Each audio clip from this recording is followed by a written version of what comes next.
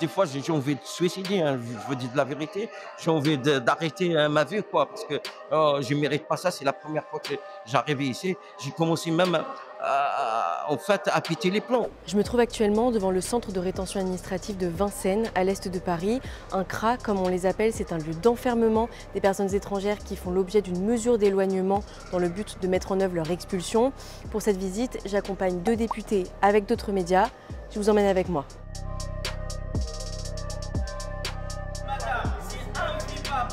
C'est un CRA qui a été pointé du doigt à de nombreuses reprises. Il y a eu un mort aussi à Vincennes dernièrement. Et je crois que nous, on a besoin aussi de vérifier non seulement ce que disent les politiques sur ces CRA et surtout la manière dont sont conduites l'accès aux droits, l'accès aux soins, l'accès communication extérieure est bien efficace et bien effectif pour ces personnes.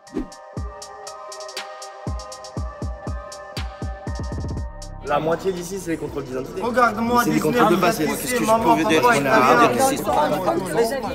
Oui, voilà. Et ensuite, ils vous ont emmené en garde à vue et ensuite ici. Garde à vue directement ici. Là, vous êtes arrivé là combien de temps? Là, ça va faire Si on est là, on est sans papier.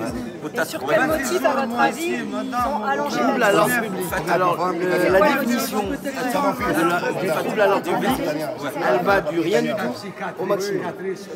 Et ils n'ont pas défini ça dans la loi.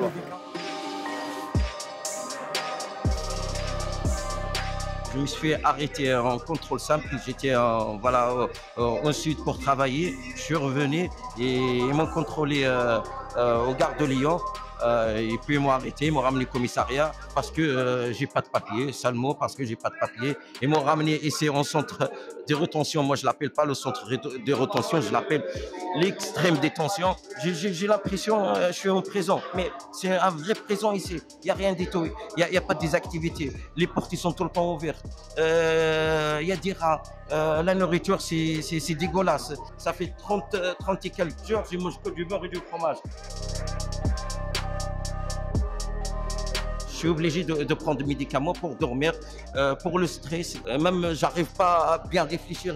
Avant, j'étais calme. Maintenant, je suis excité. Je suis tout le temps nerveux. Il y a plein de choses qui ont changé de moi. Plafond, madame. C'est sur le plafond. Moi, je m'ennuie, moi.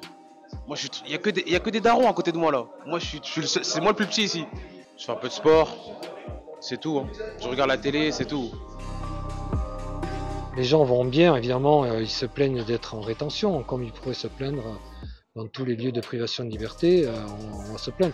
Au quotidien, ça se passe normalement. Évidemment, on a toujours 2 ou 3 cas de gens qui sont très réfractaires à la rétention, mais autrement, ça se passe bien.